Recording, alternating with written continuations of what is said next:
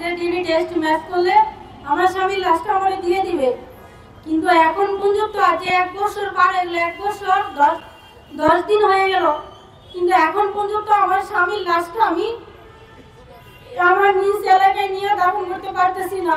এই অনুমতিটার জন্য আমি কোর্ট থেকে পুড়ে পরে ডিসি স্যারের মানে এমন কোনো জায়গা সেক্টর বাদ নাই যে আমি যাই নাই, কিন্তু কেউ এখন পর্যন্ত আমার এই অনুমতিটা দিতেছে না, খালি সময় নিতেছে।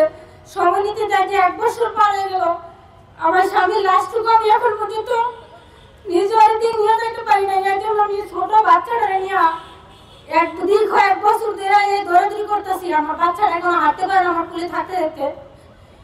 আমার স্বামী এখন কিন্তু আমার স্বামী শহীদ যে হয়েছে দেশের জন্য উনি, কিন্তু এখন কিন্তু শহীদ মর্যাদা দেয় আমার স্বামী পায় না। গেজেট মুক্তি আমার স্বামী সরকারের খাতে করে নাই। আমি কোনো আমার 2টা ছেলে, একটা ছেলের বয়স 11 বছর চলে, এটা 1.5 বছর।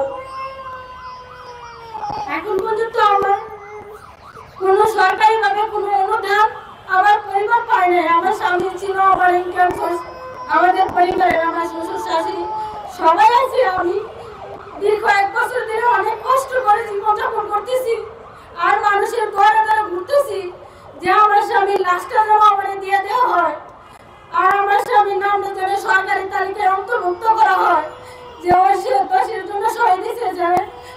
ও আমার সন্তানটা যেন পরিচয় দিতে পারে যে আমি একজন শহীদের সন্তান।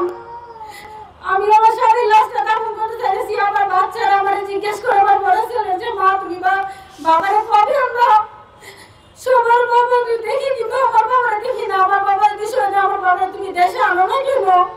কিন্তু আমি আমার সন্তানরা এখন পর্যন্ত গুরুত্ব দিতে পারি না, কারণ আমি বিভিন্ন জায়গায় ধরে ব্যর্থ হচ্ছে।